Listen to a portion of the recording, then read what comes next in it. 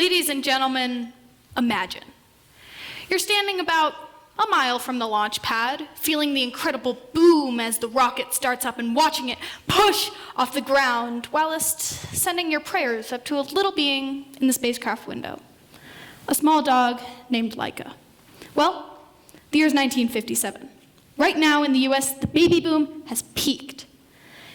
Dr. Seuss is on the scene with his Cat in the Hat books, and Elvis Presley's Jailhouse Rock is about to be the next big hit. Russia, on the other hand, just famously won the space race with Sputnik 1 and, as we just imagined watching, Sputnik 2. The story of Sputnik 2 and its passenger Laika is shrouded in dishonesty and half-truths, overshadowed by more successful human accomplishments. I believe that the full story and the credit that comes with it is long overdue. See, if I went around in public and asked just a few random people who Neil Armstrong was, most of them would be able to answer, right? Now, if I asked the same people who Laika was, how many of them would know that I'm still talking about space? Or that I'm talking about a dog? Or a dog that went into space? By show of hands, how many of you in this room know the story of Laika? Okay, that's more than I expected, but still not a lot. I'm here to change that. Background knowledge: 66 years ago, in 1957, a small spacecraft attached to a much larger rocket took off from Baikonur Cosmodrome, Russia. Aboard it was a Moscow stray, a little lab-tested mutt nicknamed Laika, which is derived from the Russian word for bark. She reached an apogee height, or maximum elevation, of 1,031 miles past the Kármán line and into outer space, before she circled the Earth 3 times. On the 4th orbit, however, the temperature in her craft rose to a fatal level. 162 days later, her craft and body plunged into the atmosphere over the Caribbean, burning up on re-entry.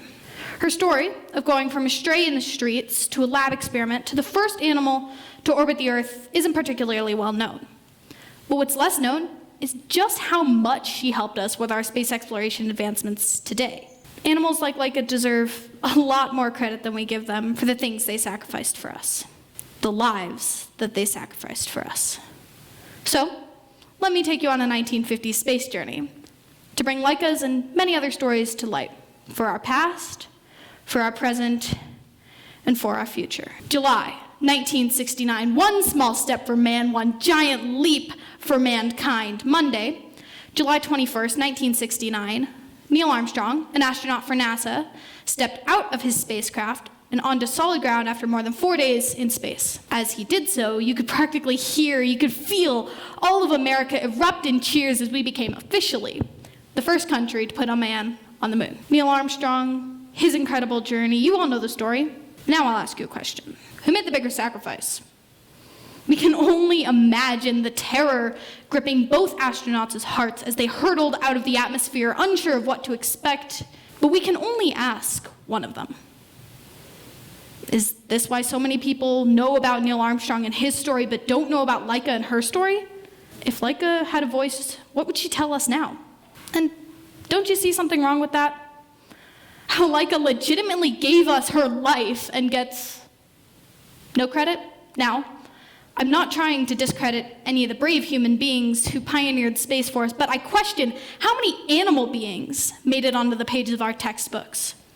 It is incredibly, incredibly important to recognize how we got here, for Laika and for all of the other animals sacrificed. Now let's look at the present. Having humans in space has countless benefits for us here on Earth. According to NASA, some of these benefits are producing the next generation of medical scanning technology, tracking heat in cities and water, applying air station filtration to fighting COVID-19, and making cancer treatments simpler for patients. That's huge. If Laika hadn't braved the unknown of space for us, who knows where we'd be? Violent storms would pound our coasts with little to no warning. Water on Mars would be an unknown fact. Aircraft navigation? It'd be practically non-existent, right? Without animals like Laika sacrificed, many more human lives could have been taken. So we have to be grateful for the sacrifices that these animals made. Safer spacecraft technology has been developed thanks to the experiments that NASA, Roscosmos, and SpaceX conducted on animals like Laika. So what can we say besides thank you, Laika? What about every other animal that sacrificed its life for the sake of human development? Space exploration or not, they deserve the credit. Now, let's let's look at the future. If more of these stories are swept under the rug, there's a level of dishonesty that will become prevalent among the space exploration community. If organizations like NASA, Roscosmos, and SpaceX keep refusing to acknowledge the truth, they're just breaking our trust. At what point will the truth be so far gone that the only thing we can build our history off of is a lie? See, in 2002, 45 years after it happened, Russian scientists revealed that Laika had died after mere hours in space. But during and after her flight, they kept up the fiction that she had survived for days, and the truth was only unveiled 45 years later. Even the official documents, the legal documents of her heart rate and her breath rate, they were forged. We have to question, what lies are we keeping today that'll only be revealed 45, 50 years, decades in the future? And now I have a question. Why are we lying in the first place? Is it credibility, funding, ego?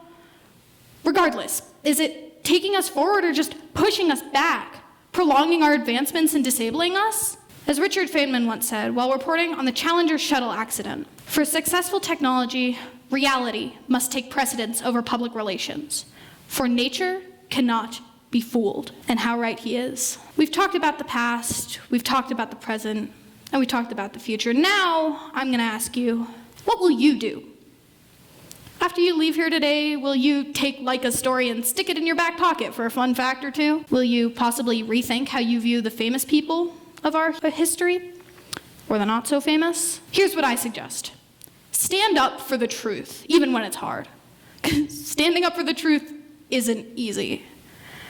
I'm sure there's a few people in the audience today who currently or used to dream about flying through the stars as an astronaut, and it's so possible to make that dream become a reality. The next generation of space explorers, your next generation of astronauts is here, and we need to reveal the truth, one story at a time, because we need the truth now more than ever.